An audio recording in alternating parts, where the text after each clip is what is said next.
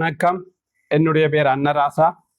வடமாகாண கடற்தொழிலாளர் சமாசங்கள் இணைத்து செயல்பட்டு கொண்டிருக்கின்றோம்.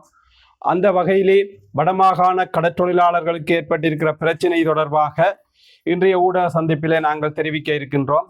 அந்த வகையிலே வடமாகாணம், இலங்கை, குறிப்பாக யாழ் மாவட்டத்தில் இருக்கிற பிரதேச சபைகள் அனைத்தும் கடந்த மாதம் 30ஆம் தேதியிலிருந்து இன்று வரை சுற்றாடல் வாரத்தை கொண்டாடி கொண்டிருக்கின்றார்கள் அல்லது அதனை விளம்பரப்படுத்தி கொண்டிருக்கின்றார்கள். சூழலுக்கு பிளாஸ்டிக்கும் அல்லது பொலித்தீன்களும் சூழலுக்கு பாதிப்பு ஏற்படுவதாக தெரிவித்து சூழலை சுத்தம் செய்கின்ற யாழ் மாவட்டத்தில் இருக்கின்ற பிரதேச சபைகள், அரச திணைக்களங்களை நாங்கள் வரவேற்கின்றோம். அது சூழலுக்கு பாதிப்பான ஒரு செயல்பாட்டை கட்டுப்படுத்தப்பட வேண்டும் என்று. இந்த செயல்பாடானது வெறுமனவே ஊடகங்களுக்கும் தங்களை சுத்தி இருக்கின்ற அலுவலகங்களுக்கு மட்டுமா என்ற ஒரு கேள்வி எங்களுக்கு எழுகிறது. அதையும் தாண்டி இலங்கையிலே வடமாகாணத்தை சுத்தி மிகப்பெரிய நிலப்பரப்பு, கடல் நிலப்பரப்பு. இந்த கடலிலே சீன கடலட்டைகளுக்காக பிளாஸ்டிக் நெட்டை பாவித்து அந்த கடலட்டை பண்ணைகள் அமைக்கின்றார்கள். இது சூழலுக்கு பாதிப்பு இல்லையா?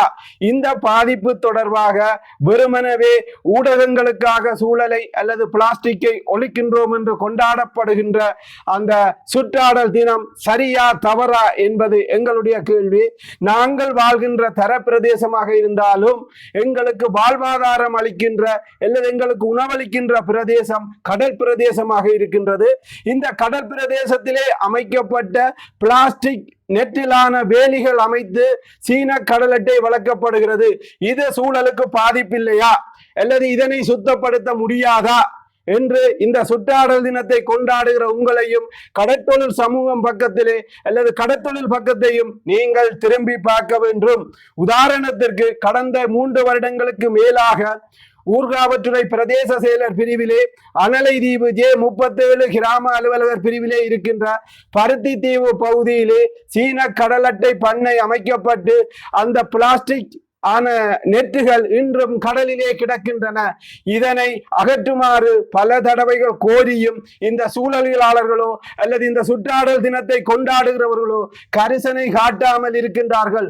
ஆனால் அனுமதி என்று வரும்போது பல திணைக்களங்கள் முதலீடு, அபிவிருத்தி என்று இந்த சீன கடலட்டைக்கு முண்டு கொடுக்கின்ற அதிகாரிகள் ஏன் இந்த பிளாஸ்டிக்கான பொருளை கடலிலே விதைச்சு விட்டு பிளாஸ்டிக்கை அகற்றுவோம் என்று தரையிலே கொண்டாடுவது உண்மையிலே மன்னார் தொடக்கம் காரைநகர் வரையான ஆழம் குறைந்த கடற்பகுதியிலே இந்த பிளாஸ்டிக்கை விதைத்துவிட்டு அதை அத்தனை திணைக்களங்களும் பிரதேச செயலகம் உட்பட நாரா நிறுவனம், நெக்டா நிறுவனம், கரையோரம் பேணல் திணைக்களம், மத்திய சுற்றாடல் அதிகார சபை என்ற அனைத்து திணைக்களங்களும் பிளாஸ்டிக்கை ஒருபுறம் சட்டபூர்வமாக அங்கீகாரத்தோடு கடலிலே விதைத்துவிட்டு தரையிலே சூழலிலே இருந்து பிளாஸ்டிக்கை அகற்றுவோம் என்று கொண்டாடுவது கடற்தொழில் சமூகத்துக்கு கவலை அளிக்கிறது, வேதனை அளிக்கிறது.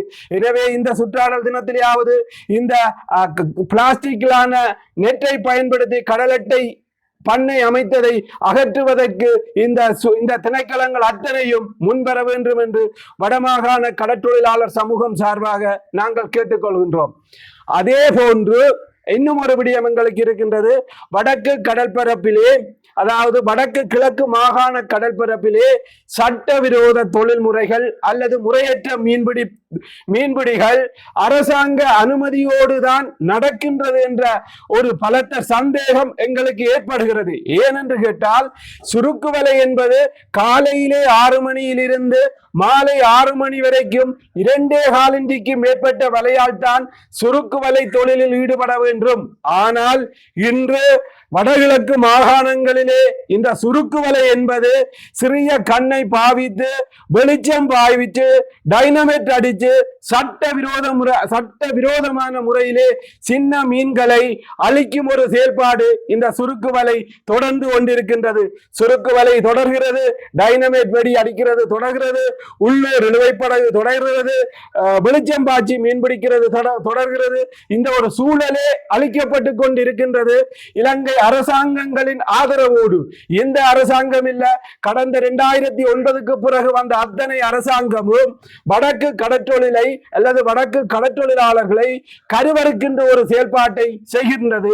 அந்த வகையிலேதான் நாங்கள் இந்த கடலிலே நடைபெறுகின்ற முறையற்ற அல்லது சூழலுக்கு பாதிப்பான சட்ட விரோதமான தொழில் முறையை கட்டுப்படுத்துவது யார் என்ற கேள்வி தொடர்ந்து கொண்டிருக்கின்றது.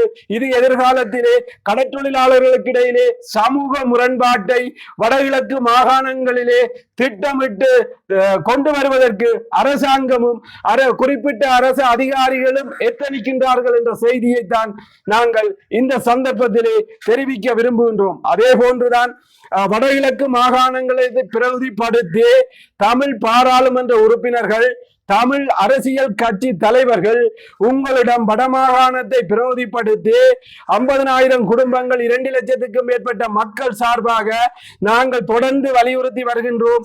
இலங்கையிலே உள்ளூரிலே தடை செய்யப்பட்ட முறையற்ற கடற்றொழில்களுக்கு எதிராக நீங்கள் குரல் கொடுத்து சட்டத்தை முற்றுமுழுதாக நடைமுறைப்படுத்தி இந்த அதாவது முறையற்ற கடற்தொழிலை வடகிழக்கு பகுதியிலே நிறுத்துவதற்கு நீங்கள் ஒன்றுபட்டு குரல் கொடுக்க வேண்டும். நீங்கள் வெறுமனவே ஒரு தேர்தலுக்காக அல்லது தமிழர்களுடைய உரிமைக்காக குரல் கொடுப்பது என்பதை நாங்கள் ஏற்றுக்கொள்கின்றோம். ஆனால் ஒரு சமூகம் கடலிலும் தரையிலும் அழிக்கப்பட்டு அந்த இனமே இல்லாமல் ஆக்கப்பட்டு கடலே இல்லாமல் ஆக்கப்பட்ட ஒரு திட்டமிட்ட நிகழ்ச்சி நிரல் இலங்கையிலே வடமாகாணத்திலே நடைபெற்றுக் கொண்டிருக்கின்றது. இதற்கு எதிராகவும் வடமாகாணத்திலே இருக்கின்ற அல்லது இன்று கூட்டுகள் ஆட்சி அமைப்பதற்கு முயற்சிக்கின்ற அத்தனை தமிழ் கட்சிகளும் இந்த கடத்தொழில் சமூகத்தின் பிரச்சனை பற்றி நீங்கள் பேச வேண்டும், வெளிப்படையாக கதைக்க வேண்டும். இது உரிமை சார்ந்த பிரச்சனை, எங்களுடைய இருப்பு சார்ந்த பிரச்சனை. கடலும் கடற்றொழில் மக்களும் வாழ்ந்தால்தான் அந்த கடலும் தமிழ் கடல் அல்லது தமிழன் ஆளக்கூடிய நிலை வரும்.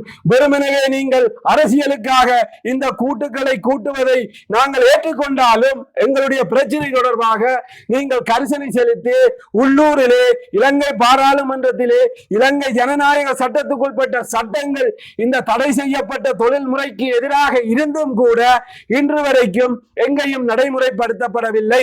உதாரணத்திற்கு இலங்கையிலே ஒரு பாராளுமன்றம், ஒரு நீதிமன்றம், ஒரு பிரதம நீதியரசர். ஆனால் புத்தளம் மாவட்டத்திற்கு ஒரு நீதி, வடக்கு யாழ்ப்பாணத்துக்கு ஒரு நீதியாக தொடர்ந்த வண்ணம் இருக்கின்றது. கடந்த ஆட்சியிலும் இந்த நீதி மறுக்கப்பட்ட சமூகமாக வடக்கு கடற்றொழில் சமூகம் இருக்கின்றது. இந்த ஆட்சியிலும் 6 மாதங்கள் கடந்தும் நீதி மறுக்கப்பட்ட ஒரு சமூகம் புத்தளத்துக்கு ஒரு நீதி, யாழ்ப்பாணத்துக்கு ஒரு நீதியாக இலங்கை கடற்றொழில் திணைக்களமும் நீதிமன்றமும் சட்டம அதிபரும், இலங்கை சட்டம அதிபர் இலங்கைக்கு மட்டும்தானே சட்டம அதிபர், புத்தளத்துக்கு வேற சட்டம அதிபர், யாழ்ப்பாணத்துக்கு வேற சட்டம அதிபரா? இலங்கையினுடைய மேல் நீதிமன்றம் என்பது இலங்கைக்கு மக்கள் அனைவருக்கும் சமன். இலங்கை மக்கள் அனைவரும் சட்டத்தை மதிக்கின்றார்கள். ஆனால் வடக்கு கடற்றொழில் சமூகம் அந்த நீதிமன்ற தீர்ப்பாலே புறக்கணிக்கப்படுகிறது. புத்தள முகத்துவாரத்திலே அது நடைமுறைப்படுத்தப்படுகிறது. இது எந்த வகையிலே நியாயம்? எனவேதான் தமிழ் கட்சி தலைவர்களே, பாராளுமன்ற உறுப்பினர்களே, முதல் உள்ளூரிலே நாங்கள் திட்டமிட்டு உள்ளூரிலே கருவறுக்கப்படுகின்ற செயல்பாட்டை நிறுத்தி எங்களுடைய பகுதியிலே சுதந்திரமாக தொழில் செய்ய இந்த சட்டவிரோத தொழிலுக்கு எதிராக நீங்கள் பாராளுமன்றத்திலும் வெளியிலும் குரல் கொடுக்க வேண்டும். இந்த சட்டவிரோத தொழிலை நிறுத்த வேண்டும் என்ற ஒரு கோரிக்கையை கிளிநொச்சி, முல்லைத்தீவு, மன்னார் மாவட்ட மீனவர் சார்பாக நாங்கள் கேட்டுக்கொள்கின்றோம். அதிலும் குறிப்பாக நேற்று முன்தினம் முல்லைத்தீவு மாவட்டத்திலே வெளி மாவட்டங்களில் இருந்து அத்துமீறி வந்து வெளிச்சம் பாய்த்து சட்டவிரோத தொழிலை அந்த முல்லைத்தீவு கடலிலே செய்கின்றார்கள். மீனவர்கள் சேர்ந்து பிடிக்கின்றார்கள். இது எதிர்காலத்திலே அரசாங்கம் செய்ய வேண்டிய செயல்பாடுகளை மீனவர்கள் செய்யும் போது இரு சமூகங்களுக்கு இடையிலே ஒரு முரண்பாட்டை தோற்றுவிக்கும். எனவே வடக்கு கடலிலே சட்டவிரோதமான தொழில்கள் அத்தனையும் நிறுத்த வேண்டும். இந்த கடல் வளம் பாதிக்கப்படக்கூடாது என்பதை தொடர்ந்து நாங்கள் இந்த அரசாங்கத்தையும் வலியுறுத்துகின்றோம். தமிழ் பாராளுமன்ற உறுப்பினர்கள், நான் நினைக்கிறேன் வடக்கு கிழக்கு மாகாணத்தை பிரதிபடுத்தி இன்று பாராளுமன்றத்தில் இருக்கின்ற 9 பாராளுமன்ற உறுப்பினர்களையும் நாங்கள் வேண்டி நிற்பது இந்த முறையற்ற சட்டவிரோத மீன்பிடி முறையை நிறுத்தி சூழலுக்கு பாதிப்பாக எங்களுடைய நிலத்தை, எங்களுடைய கடலை நாங்கள் ஆண்டு மீன்பிடிக்கக்கூடிய ஒரு சூழலை நீங்கள் உருவாக்கி தர வேண்டும் என்று வினயமாக கேட்டுக்கொள்கின்றேன். அதே போன்றுதான் இன்று வடமாகாண கடற்றொழிலாளர்கள் எதிர்நோக்குகின்ற பிரச்சினை தொடர்பாக காட்டிக் கொடுக்கப்பட்ட கடலும் கைவிடப்பட்ட மக்களும் என்ற தலைப்பிலே ஒரு புத்தகம் எழுதி வடமாகாணத்திலே அதாவது வடகிழக்கு மீனவர்கள் எப்படி பாதிக்கப்படுகிறார்கள், பூலோக அரசியலிலே எப்படி சிக்கி தவிக்கின்றார்கள் என்ற நிலையிலே இந்த புத்தகம் எழுதி வெளியிடப்பட்டிருக்கின்றது. இந்த புத்தகத்தை வடமாகாணத்திலே இருக்கின்ற ஒவ்வொரு மக்களும் அல்லது ஒவ்வொரு அரசியல் தலைவர்களும் ஒவ்வொரு புத்திஜீவிகளும் நீங்கள் வேண்டி படிக்க வேண்டும். இந்த புத்தகத்திலே கடற்றொழில் சமூகம் புரிந்து கொண்டது எங்களுடைய பிரச்சனையை முற்று முழுதாக பிரதிபலித்து ஒரு ஆவணமாக இன்று எழுதி வெளியிட்டிருக்கின்றது. இது எந்த அரசியல் உள்நோக்கமோ அல்லது யாருக்கும் எதிரான புத்தகம் அல்ல. அதாவது வடக்கு கடற்றொழிலாளர்களுடைய பிரச்சனையையும் எதிர்காலத்தையும் பிரதிபலித்து இலங்கை கடற்றொழிலே என்ன நடக்குது என்பது தொடர்பான முழு விவரங்களும் அடங்கிய ஒரு புத்தகமாக இந்த காட்டிக் கொடுக்கப்பட்ட கடலும் கைவிடப்பட்ட மக்களும் என்ற தலைப்பிலே இந்த புத்தகம் வெளிவந்திருக்கின்றது. இதிலே மீனவர் எதிர்நோக்கின்ற பிரச்சனையை இந்த புத்தக ஆசிரியர் விரிவாக தெளிவாக எழுதியிருக்கின்றார்கள். கடந்த காலங்களிலே இந்த பிரச்சனையை நாங்கள் தொடர்ந்து வலியுறுத்தி வந்திருக்கின்றோம். அந்த வகையிலே இந்த புத்தகத்தையும் திணைக்கள தலைவர்களே, சமூக செயல்பாட்டாளர்களே, அரசியல் கட்சியின் தலைவர்களே நீங்கள் வேண்டி படித்து இதிலே மீனவற்ற பிரச்சனையை தீர்க்க முன்வர வேண்டும் என்று வடக்கு மாகாணம், முல்லைத்தீவு, கிளிநொச்சி, மன்னார், யாழ் மாவட்ட மீனவர் சார்பாக இந்த கோரிக்கையை நாங்கள் வேண்டி நிற்கின்றோம். மீண்டும் ஒரு முறை வலியுறுத்துகின்றோம். உலக சுற்றாடல் தினத்தை கொண்டாடுகிற அத்தனை பேரும் எங்களுடைய சூழலையும் எங்களுடைய பிரதேசத்தையும் சுத்தமாக வைத்திருக்க வேண்டும் என்பதிலே மாற்று கருத்தில்லை. அதற்கு நாங்கள் ஆதரவு. ஆனால் தரையிலே சுத்தத்தை செய்கிறீர்கள். எங்களுக்கு வாழ்வளிக்கின்ற வாழ்வாதாரம் அளிக்கின்ற கடலிலே திட்டமிட்டு பிளாஸ்டிக்கை திணிக்கின்ற அத்தனை அரச தலைவர்களுமே, அரச திணைக்களத்தினுடைய பிரதானிகளே அல்லது பொறுப்பு வாய்ந்த உத்தியோகர்களே இந்த பிளாஸ்டிக்கை அகற்ற நீங்கள் கரிசனை கொள்ள வேண்டும். ஏனென்றால் இந்த பிளாஸ்டிக்குகளை மீன் உன்றால் அந்த மீனை மக்கள் உண்ணுகின்ற நிலை ஏற்பட்டிருக்கின்றது.